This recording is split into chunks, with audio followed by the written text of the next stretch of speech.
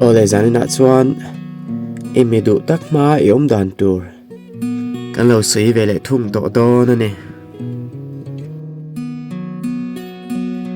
in ti dun emo in om hau chang chuan a ming nge kawin be thin la a ming pum i hret lo poin an kau thin danin biang che mol biak tu de hiril ruwa an tana ngai lo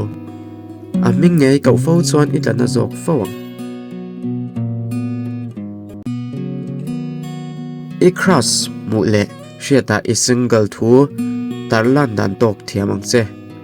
status story vela single thu in tarlan vak hian tlaknat a har zoka a thian te emo a chung ten ko pui i nei lo an hriat chona tok fiaw nia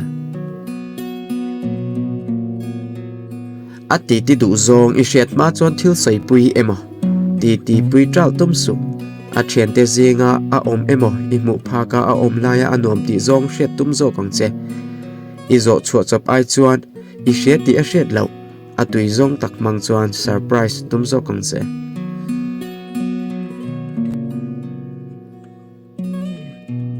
in nail to ani chuan a tong nem zo ka tang lo la angoi china chau i tongang a tong ingai thak zia lan tir nan a thil soi te chu soi zom la chuti chuan a thu soi ingai thak zia a hre thayang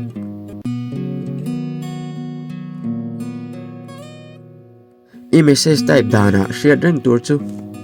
i emoji man film khurla laugh lam rong kai emoji mang nem la i thil soi top lama chuan emoji chu eda zel don ania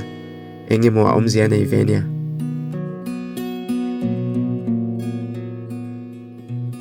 thuron pe tu ni kher tum lo la a ne na tangin thuron lak tum heksu a tor chon tor pui top la a hlim chon hlim pui top la a ne na tanga thuron i bei sei duk chuan a lo ngai ne ve thei che thuron i pek fo chuan eta na tling lo angin ain ngai ve thei bok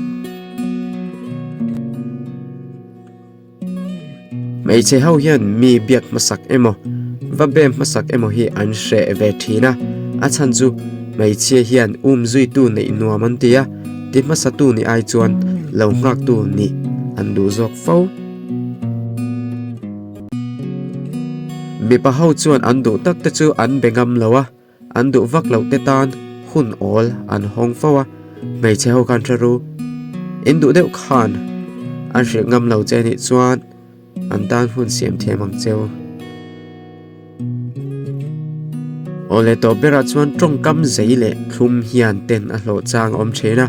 a mang tu chu ler chana chang fo bok i du chuan i du thu tong kam thloi thlum loin ka du che ka mangai che ti top mai tur ini na ang anga ilan nuwa ini na ang anga pom tu che chu itan mi tha niang